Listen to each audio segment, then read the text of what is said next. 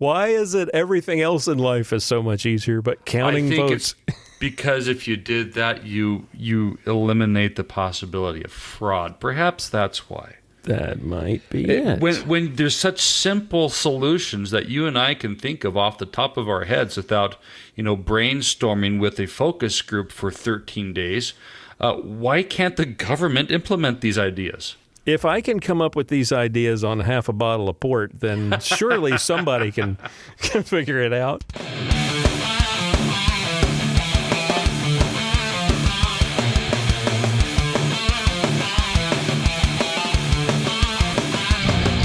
Bringing you law, gospel, and guns. This is Armed Lutheran Radio. Hey folks, welcome to Armed Lutheran Radio, a show about guns, hunting, competitive shooting, the natural right of self-defense, and what God's Word says about the issues surrounding gun rights and gun ownership. I'm your host, Lloyd Bailey, the Armed Lutheran, and this is episode number 241. And we're joined once again by our good friend from the land of 1,000 riots, Pastor John Bennett. Pastor, welcome back. Thank you. There's no riots in my immediate vicinity, and I wouldn't be terribly worried if there were, because this past week I had a range session where I fired 138,000 rounds, and every single one of them hit the bullseye. Imagine that. So, if you believe that, you must be the governor of Michigan. Yes. What was it? Kevin Sorbo posted on Twitter the other day about how he just flipped a coin 138,000 times and it landed on heads every single time.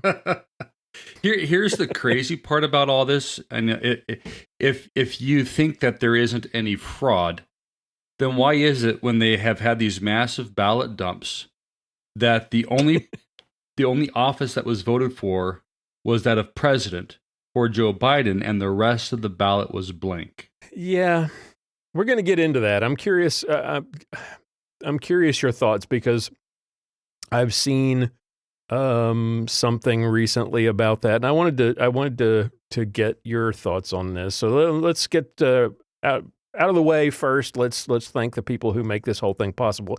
Those of you who are new to the show, welcome. Thank you for making Armed Lutheran Radio a part of your week. As you can probably guess, and if you listened to last week's show and my monologue, you probably know we're going to talk about the election. But first, thank you to the members of the Reformation Gun Club who make this show possible.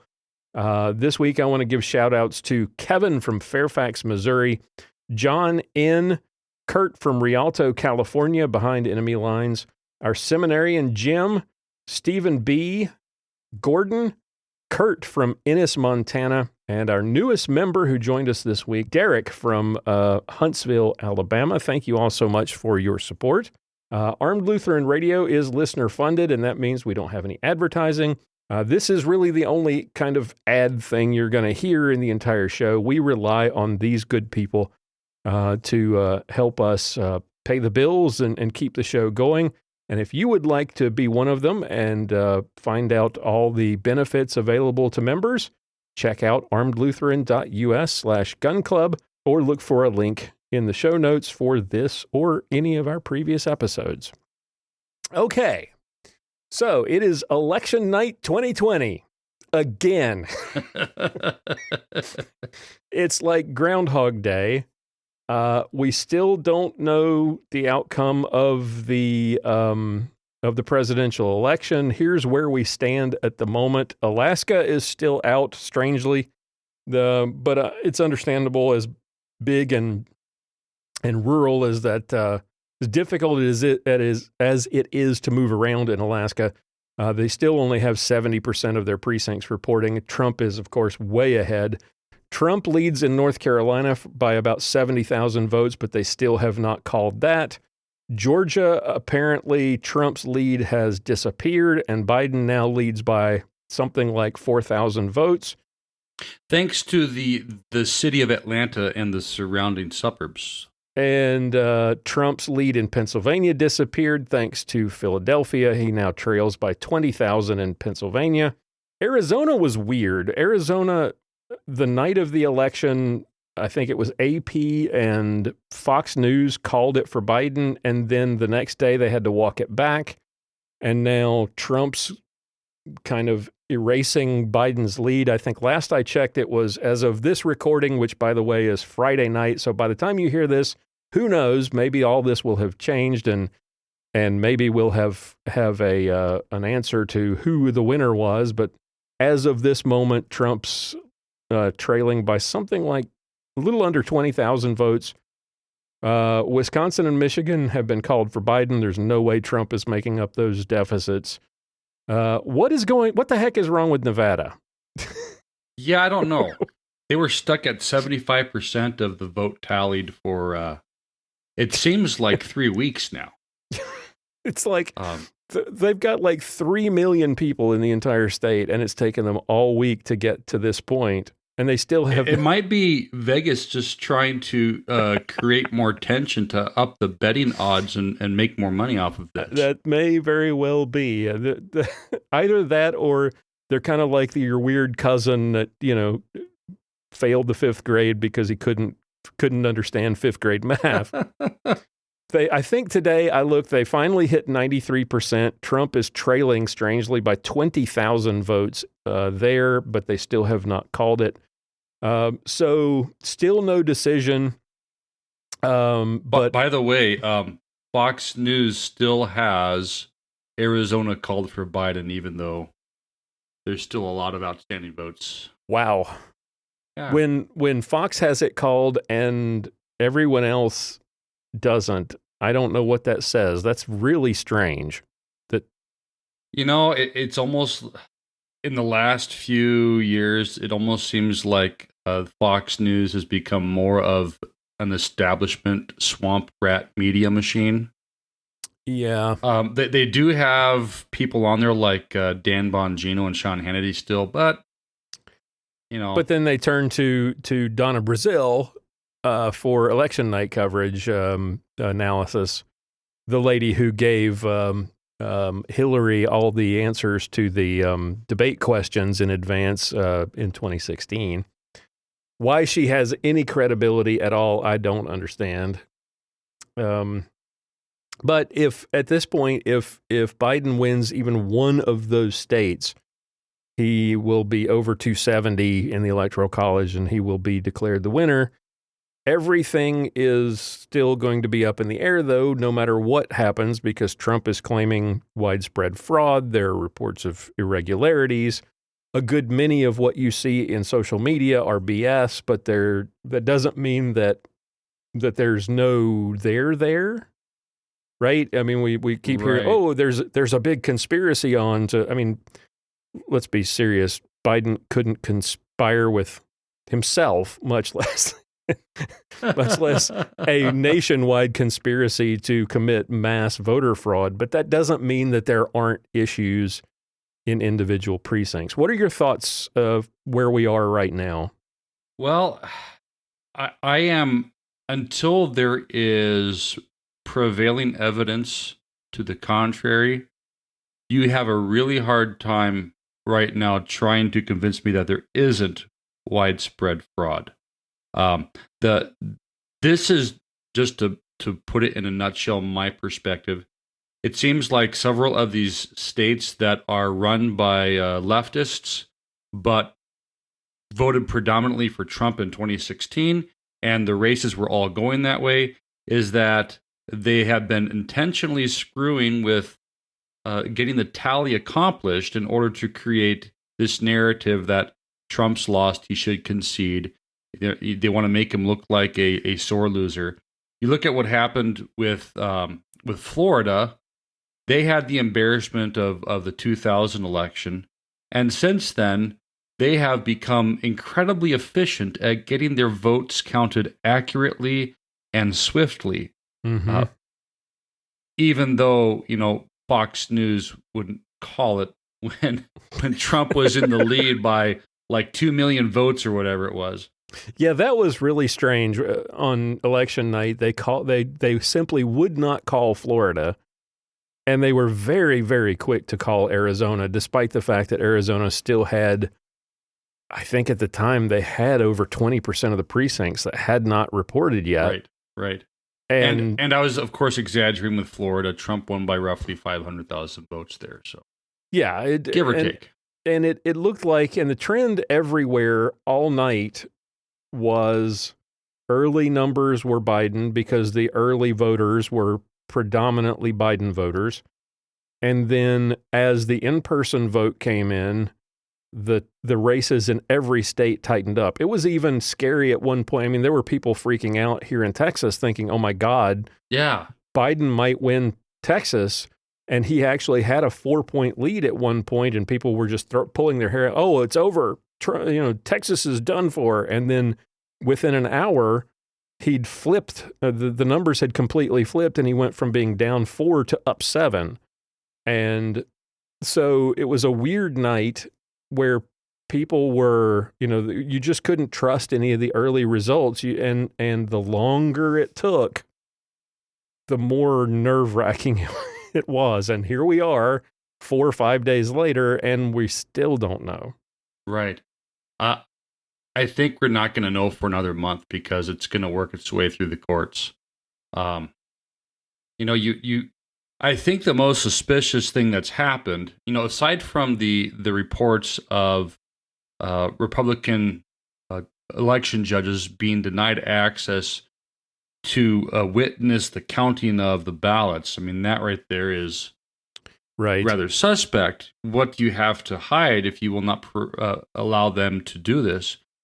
This has been a case in here in Minnesota, in Ramsey County, which is where the Twin Cities are. By law, all ballots have to be observed, the counting of the ballots, by at least one Republican and one Democrat election judge. And yet, Ramsey County has had county employees count the votes in every election for the last 10 years, even though a law was passed by the Minnesota House and Senate and signed into law by the governor that mandated observers of both parties for this. So it's a problem that's happened, widespread for decades in some places, but it's now being brought to light. I don't understand why is it we keep, you mentioned Florida in 2000. Why is it we keep seeing this? It seems like you said, Florida learned their lesson after the embarrassment of 2000. They became a laughingstock, and now, like you said, they're very efficient and speedy.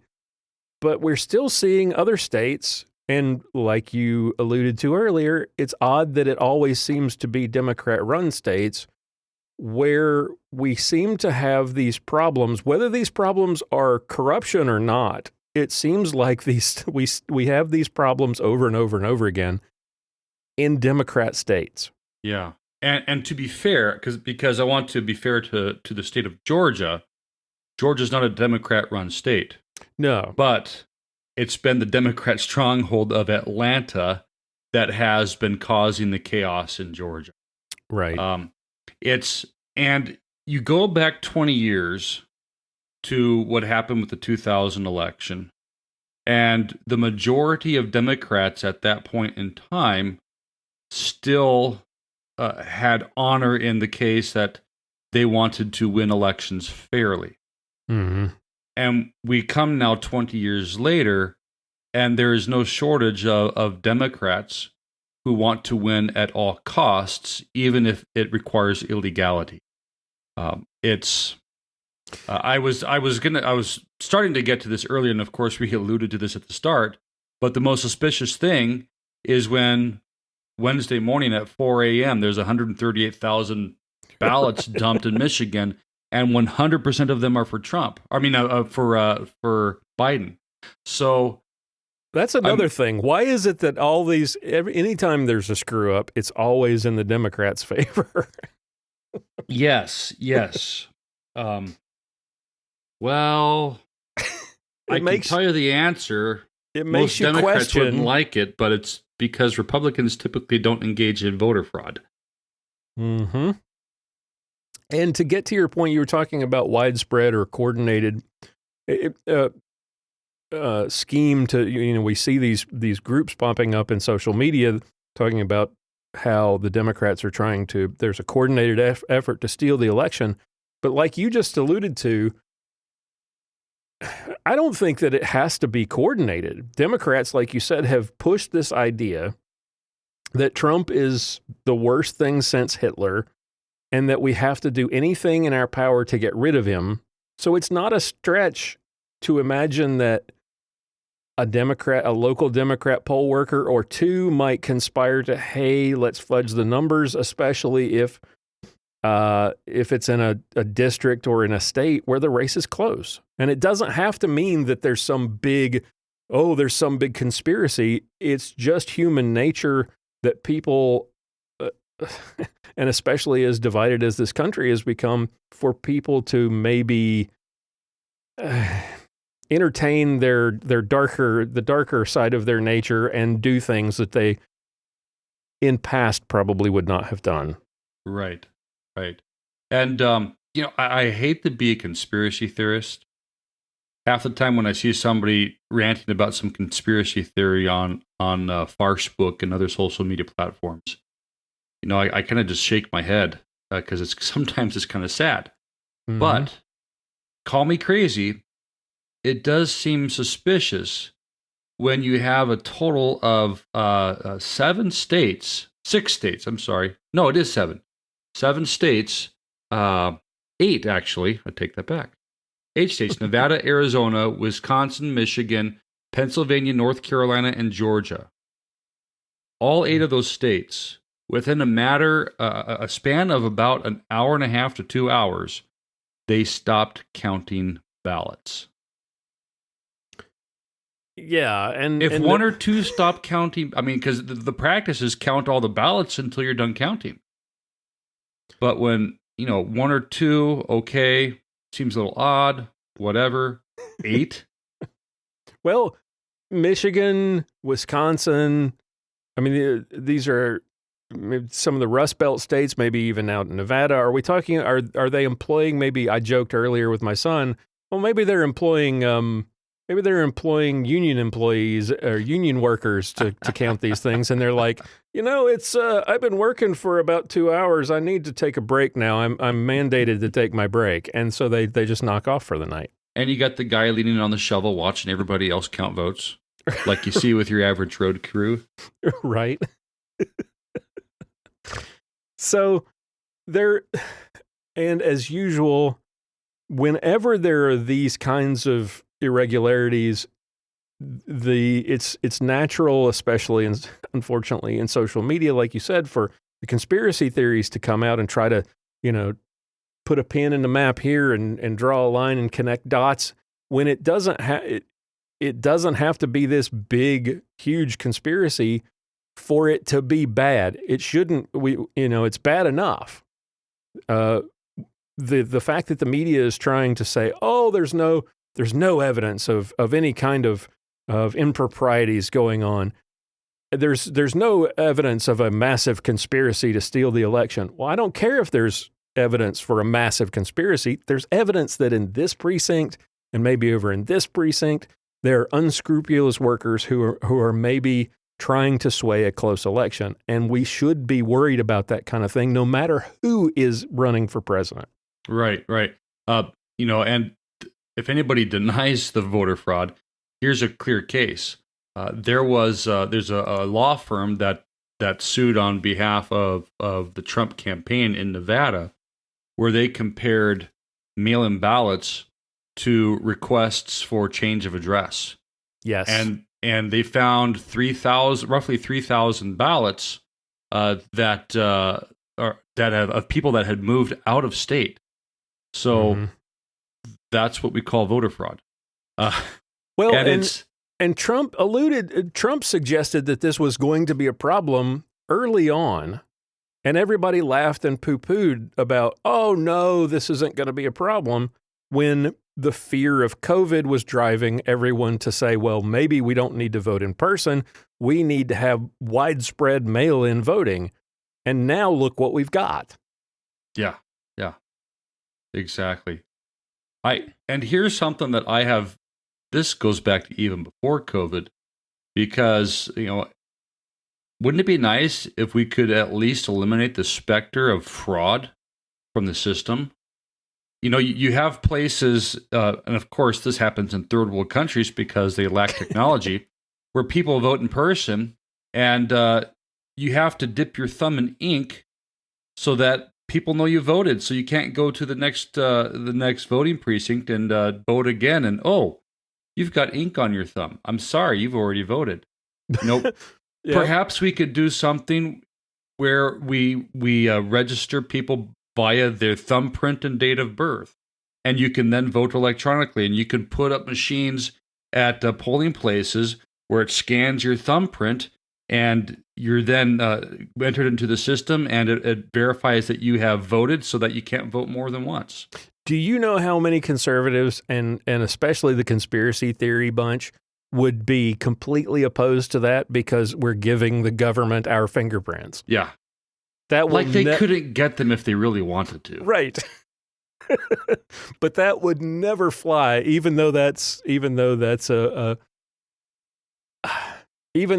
would solve a lot of the problems if we got biometrics involved. But then again, you've got people who are convinced that the deep state would be doing nefarious things with your biometric info. Right. Here's an idea that I think has a lot of merit. You have Nebraska and Maine, which split their electoral votes. Why can't every state do that? Where it's based on precinct? Not necessarily based on precinct, but perhaps a different geographic areas.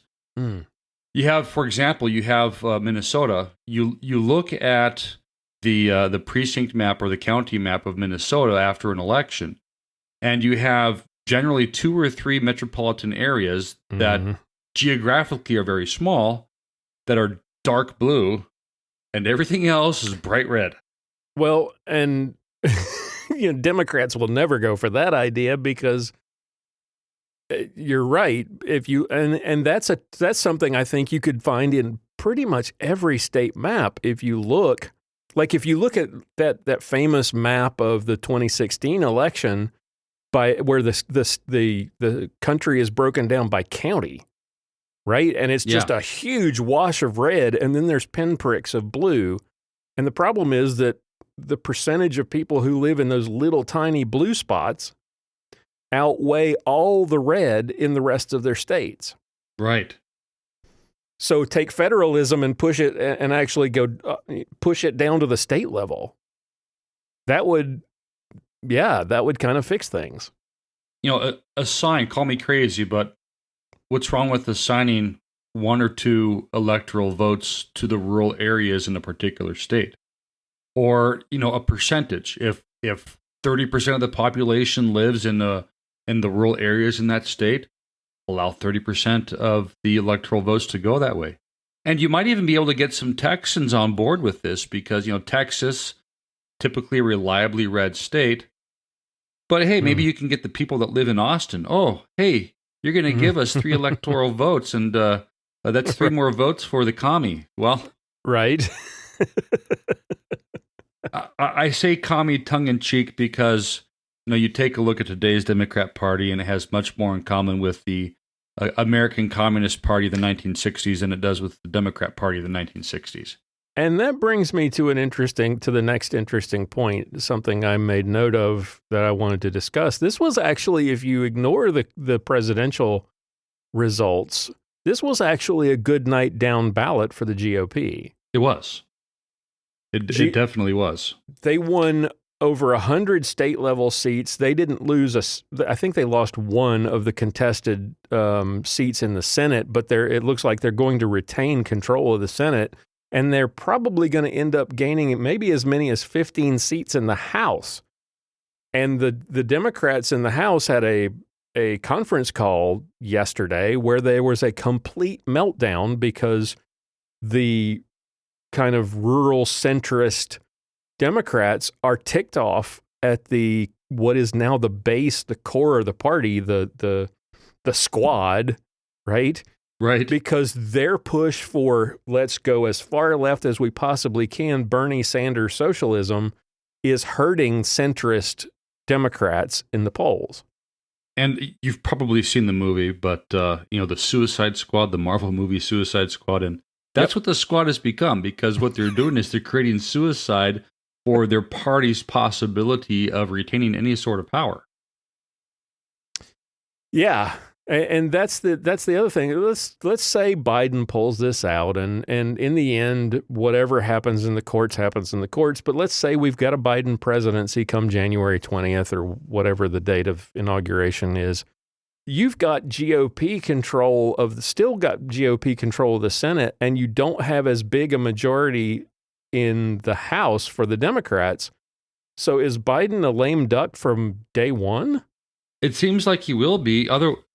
Either that, or he's going to have to appoint more centrist Democrats to his cabinet and to other positions, any judgeships that come up during his tenure. Because Mitch McConnell's made it clear that, if you send us any radicals that you've appointed, it's not happening. Right. Yep. So no Elizabeth Warren as, no Pocahontas as Secretary of the Interior, no Bernie Sanders as Secretary of the Treasury. Right. Hey, but maybe you could get Denang Dick to be Secretary of Defense. God.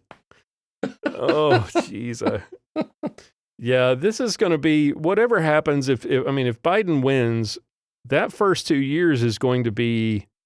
It's going to be that first year of him trying to get people appointed is going to be circus, unless the GOP decides to revert to their old go along to get along BS that they've done in the past. You remember early in Obama's first term, that's how we ended up with Elena Kagan and Sotomayor on the court, because instead of playing hardball with those two nominees, the GOP sort of rolled over on it. Yeah. And we'll see what happens. You have Mitch McConnell 2.0 and Lindsey Graham 2.0, and they used to be the guys to roll over and play dead. And it's like ever since John McCain kicked the bucket, they've managed to grow a pair. So, it's I am optimistic, but I'm cautiously optimistic. And then so Biden's lame duck for the first 2 years, and traditionally the party in power in the White House loses seats in the midterm. And if he's not the centrist, and if he doesn't stand up to that crazy left wing in his party, which I don't see it's possible for him to do. First off, I suspect he'll stroke out before he gets to the State of the Union. I was just going to say, this is all assuming he doesn't end up in a memory care unit at a ritzy nursing home between now and then. That's very true. Assuming that he somehow can make it to that midterm election, he's probably going to lose control of the House, and then he is really a lame duck for the last 2 years of his presidency. He's probably one and done. Yeah, and you already have, you talk about the House, you already have more moderate Democrats that are coming out and saying, hey, maybe we should look at someone besides Nancy Pelosi for Speaker. Yep. It reminds me of what happened with the Democrat Party when they tried to run Mondale and Dukakis as their nominee back in 80 and 84. They realized, well, these guys are practically communists and we can't get anybody to vote for them. So they became more moderate and they got Bill Clinton in there. And it's funny that Bill Clinton, from 92 to 2000, would have been practically considered a Republican by George Bush standards, with the Bushes all voting for Biden as it is. So I think they're learning their lesson that they need to become more moderate if they have any chance in the future, that people kind of get sick of the insanity after a while. Yep. Before we're running short on time, and I've got a lot I wanted to discuss, and we'll save for the Reformation Gun Club, but I did want to get this in before the kind of final thought. I think the real winner of this election, no matter who comes out at the end as the president, I think the real winner of this election is fear. Yes. The left's fear that Trump is literally Hitler, their fear that they're losing control of the levers of power, and that applies not just to the left, but rhinos and we saw this Lincoln Coalition. What was it? The Lincoln Coalition or something? The Lincoln Project, or as some affectionately refer to it as the Lenin Project. People who, the media was touting this group of former Republican administration officials and Congress people who are voting for Biden. And then you've got... One of them happens to be a former lobbyist for the Russian government. Right. Then you got the swamp's fear that they're losing control and that they're maybe are going to get prosecuted. You've got the fear from the abortion lobby that they might lose Roe. And the 2A community, some of them, and I think we'll discuss Joe Jorgensen in our extra here in just a minute. But the 2A community who didn't vote for Trump and decided to vote for Joe Jorgensen because Trump's not 2A, pro 2A enough, and they're scared that we're going to lose more of our Second Amendment rights. And I think the biggest thing is our fear of COVID. That fear that the media generated that really created this whole mess with the mail-in ballots. Because, hey, we can't go stand in line to vote. We can go protest. Yeah. We can go to Walmart. We can't go to church. We can't go stand in line to vote. So we got to mail-in ballots, which created a huge mess for this election. Absolutely. Final thought about the elections. There was one thing I wanted to ask you about, and it's something that I've seen several people say in social media, and I think you maybe even alluded to this as well. The idea that no matter what happens in this election, that God is, Jesus is still on the throne. God is still in control, no matter what happens at the end of this election. Right. And there's one of the things that I think is a downside to living in the freest nation on earth is that when things suddenly get worse, we think the entire world's going to come crashing down. But then look at history, how it was for Christians, the early church era, where you could likely be killed and killed for sport in the Colosseum if you just happened to be a Christian, depending on who was the Roman emperor at the time. When you come to the Middle Ages, where if you sneezed the wrong way in church, you could be suddenly deemed a heretic and burned at the stake. That our world in general has survived times where there was no concept of liberty whatsoever. And the church will survive. I'm reminded of, and I believe it was the bishop of the Lutheran Church in Kenya. It might have been one of the Lutheran church bodies in Nigeria, but I think it was Kenya. And this was after a tumultuous time of terrorist attacks against Christian churches, in particular churches that were part of this church body, this Lutheran church body that the Lutheran Church of Missouri Synod is in fellowship with in Kenya. And his response was, persecution is good for the church. You look at the history of the church early on, that the church the gospel spread like wildfire under persecution. Now, this is Armed Lutheran Radio, and so this plays a little bit differently when it comes to our Second Amendment rights, because we're not talking about something like our faith and our eternal salvation. When it comes to the Second Amendment, there's a lot to be nervous about. At the same time, we've gone through worse. We look at what happened with the Brady bill, and you had that 10-year span where I think half the guns that are currently in my safe would have been illegal to own or purchase. So there seems to be cycles that our nation goes through. And if we're going through a crappy cycle, so be it. We're still freer than any nation. If you go back 800, go back to before the founding of our nation and prior, we're still freer than any other nation that's existed on earth. Right. And if you and to draw a parallel to the early Christians and the persecution that drove and really fueled the expansion of Christianity around the world.